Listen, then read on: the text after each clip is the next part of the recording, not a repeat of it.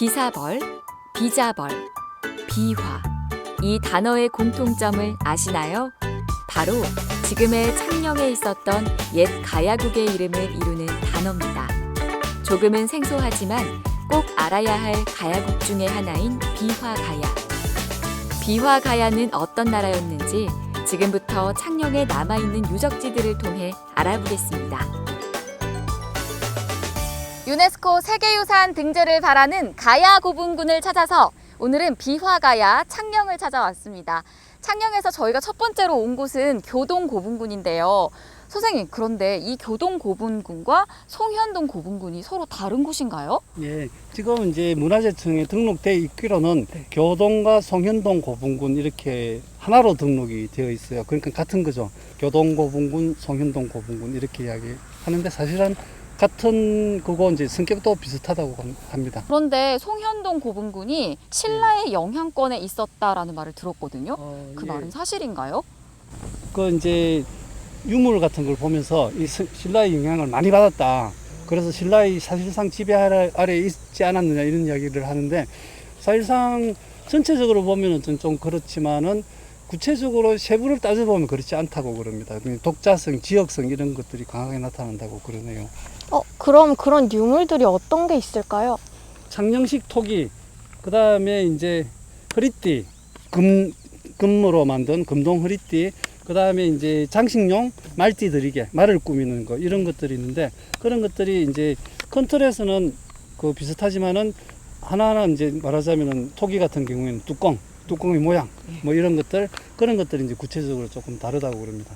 그리고 또 이게 이 왕성하게 이렇게 성장 발전하는 시기의 무덤에 들어가 있어요. 이런 것들이 장식 그 이런 유물들이 그러니까 말하자면 이렇게 왕성하게 성장 발전하는 시기에 남은 것을 그대로 갖다가 묻었다기보단도 이제 뭐랄까 자기네 자체 제작해서 묻었을 가능성이 높다. 이런 것도 같이 이야기를 하고 있습니다.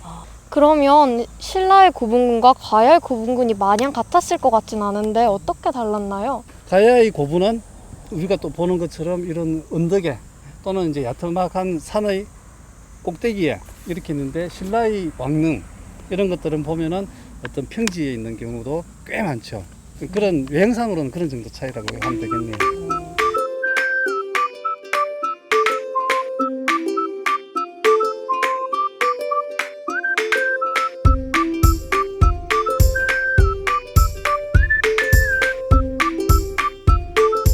이 고분 앞에 서니까요, 선생님. 바람도 시원하고 또 창녕 전체가 눈에 들어오거든요. 예. 근데 모양이 독특한 게 예.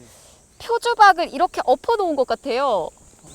요거 같은 경우에는 왼쪽에 먼저 무덤을 쓰고 그 다음에 오른쪽에 이 무덤을 이어서 붙인 건데 이 신라 같으면은 왼쪽에 쓴 무덤 이거를 안쪽에 이만큼 깎아내고 새로 무덤을 붙이는데 이 무덤은 그런 거 없이 그냥 그대로 두고 다시 이렇게 기대서 붙여 놨어요. 그러니까 실제 내용에서는 신라하고 아예 차이가 되는 다른 어떤 고분이다.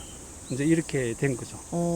이것은 가야의 고분이다라고 예. 밝혀진 거군요. 예. 선생님, 그리고 그 가야에서는 순정이라는 걸 했다고 들었어요. 그렇죠. 예. 바로 요 이제 요쪽 요거를 이제 15호분이라고 그러는데 네. 여기에서 순장한 4명의 뼈가 발견이 됐습니다. 그 중에 좀 더 완전한 상태의 인고를 가지고 복원을 했더니 송현이라는 16살 가야 소녀가 탄생을 했어요. 실제로 인골이 나왔고 예. 그 중에 한 명이 16살 소녀였다. 예. 바로 이 자리에서 나왔다는 거죠. 그렇죠. 만나면 조금 가슴이 찡할 것도 같은데, 그쵸? 만나러 그러면 가볼까요, 저희? 예, 그렇게 하겠습니다. 네. 예. 이렇게.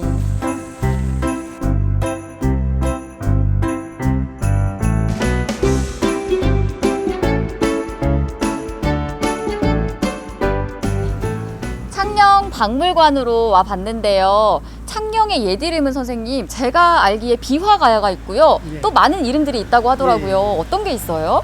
가장 오래된 기록으로는 불사국이라는 게 있고, 그 다음에 이제 뭐 말씀하신 대로 비화가야, 비자가야, 비자벌, 비사벌, 뭐 비자화 뭐 이런 것들인데 그게 다 이제 빛, 그 다음에 벌, 들판, 그럼 빛벌 요 두 가지로 다 이제 이렇게 모인다고 보시면 됩니다.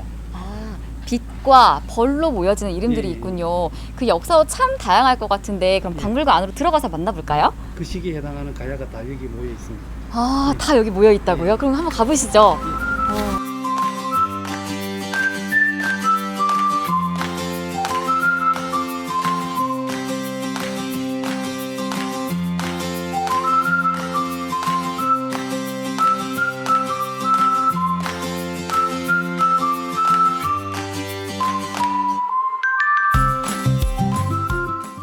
평소에도 송현이가 되게 궁금했는데 이렇게 만나보게 될 줄 몰랐던 것 같아요. 그런데 하나 보면은 지금 우리들 모습하고 좀 닮은 것 같아요. 어떤 것 같아요? 저는 지금 모습과 전혀 다름이 없는 것 같아요. 그렇죠. 그러니까 이제 제가 보기에는 이 광대뼈가 튀어나온 거라든지 이런 것들이 이제 다 이제 우리 고유의 이제 몽골리안 그 우리 고유의 어떤 그 특징을 갖고 있는 것 같아요. 그런데 송현이는요, 왜 이름이 송현이가 됐어요? 소현동 고분군에서 이렇게 확인을 한 인골에서 이제 복원을 했기 때문에 송현이 이렇게 송현동 송현이 이렇게 송현동 고분군을 보고 창녕 박물관에 와서 송현이까지 만나보니까 또 이렇게 역사의 한 퍼즐이 딱 완성이 됐습니다.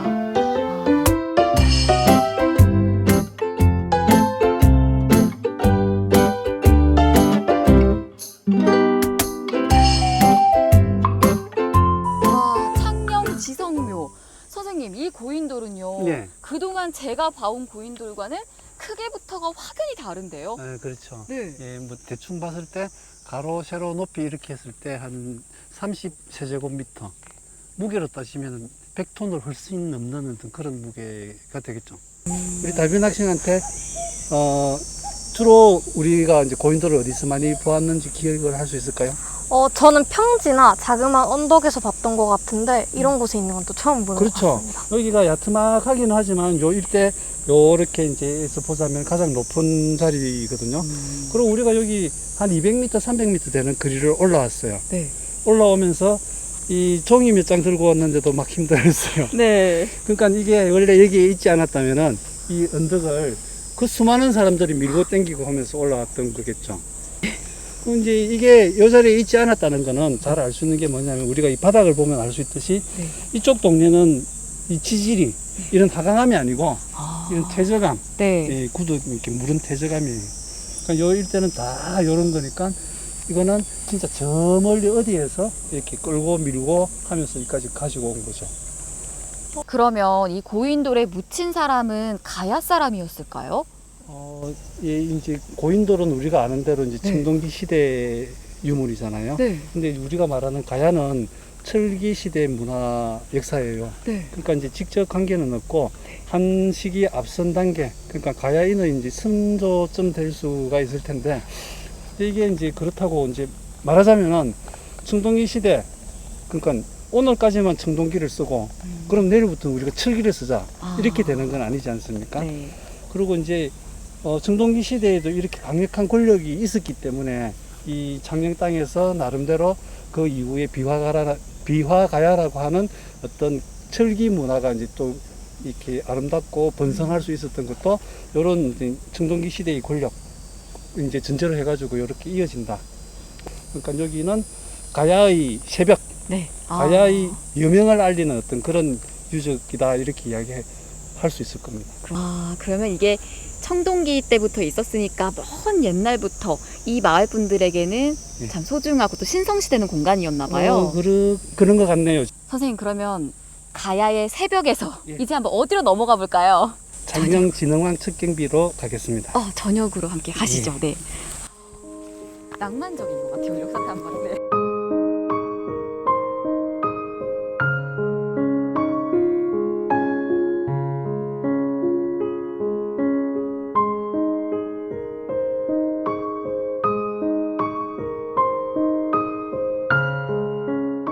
이번에는 신라 진흥왕 척경비 앞으로 왔는데요. 선생님, 여기는 가야 땅이잖아요. 그렇죠. 근데 왜 신라진흥왕 척경비가 있는 건가요? 척경비라는 게 이제 개척한다 할 때 척, 네. 영역, 경계할 때 경 이렇게 해가지고 이 영역, 그러니까 국경을 개척했다 이런 정도 뜻인데요. 신라가 가야의 영역을 이제 이렇게 차지했다 이런 정도 뜻으로 보면 되겠죠. 그러니까 이제 창녕지성묘가 가야의 시작을 알리는 새벽 여명의 모습이었다면은 이 창녕 진흥왕 척경비는 가야의 종말을 마지막을 보여주는 어떤 항원의 모습을 하고 있다고 보시면 될 것 같습니다. 아, 그러니까 신라진흥왕이 이 땅을 개척하고 그럼 그때 비화가야가 막을 내리게 되는 건가요? 예, 그렇게 되는데 그때 당시의 정황을 조금 이야기를 하자면은 554년도에 관산성 전투에서 백제를 완전히 제압하면서 한강 유역을 독차지한 다음에 그 다음에 이제 이렇게 그 낙동강 유역으로 이제 눈길을 돌리기 시작하죠. 그래서 이제 그 이듬해인 555년에 창녕에다가 하주라는 그 단위를 설치를 하고 561년도에 이 진흥왕 척경비를 세운 거죠. 그러니까 그 대충 기록이 남아있지 않으니까 정확하게는 모르지만은 555년 전후한 시기에 이제 비화가야가 멸망을 하고 그 이후에 이제 이 척경비를 세우게 된다 이렇게 되는데 이 척경비를 세움으로써 낙동강 서쪽에 있는 다른 가야 세력들로 이제 이 신라가 그 나아가 진군하겠다는 말하자면 진격을 울리는 나팔 소리 역할을 한 게 이 그 561년에 진흥왕 척경비가 될 것 같아요.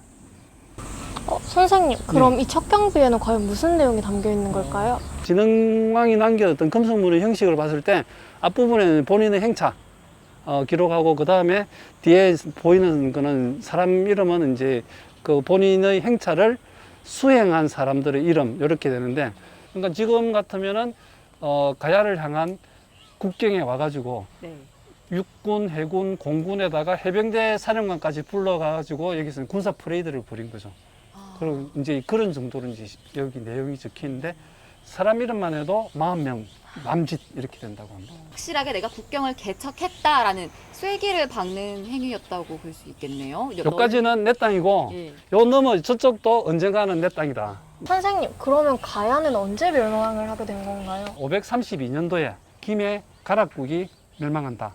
여기 남아있고 그 다음에는 별 기록이 안 남아있는데 여러 가지로 봤을 때 창녕의 비화가야 같은 경우는 555년에 하주를 설치했다. 여기 그러니까 그 이전 어느 시기에 망했을 것이다. 그 다음에 대가야, 고령에 있는 대가야하고 그 하천의 다라국은 거의 그 운명 공동체라고 할 수 있을 만큼 가까운 사이니까 그거는 기록에 보면은 요거 세운 이듬해 562년도에 신라한테 공격을 당해가지고 일거에 기습을 당해가지고 망하는 걸로 그렇게 되어 있습니다. 오늘 이렇게 저희가 가야의 시작과 끝, 흥망성쇠를 모두 만나보고 있는 것 같습니다. 예. 유네스코 세계유산 등재를 바라는 가야 고분군을 찾아서 오늘은 창녕에서 함께했습니다. 학창 시절에는 깊이 배우지 못했던 가야사를 좀 더 풍성하게 알아가는 시간인데요. 다음 시간에 더 알찬 가야사 이야기로 찾아오겠습니다. 여러분, 다음 시간에 만나요. 알면 알수록 더 궁금한 비화 가야의 역사. 뚜렷한 지역성이 반영된 독자적인 문화를 바탕으로 그 역사를 이어왔는데요. 빛과 들이라는 한자가 합쳐진 비화 가야의 이름처럼 앞으로 창녕을 중심으로 한 비화 가야의 역사가 세상의 빛을 보길 바라봅니다.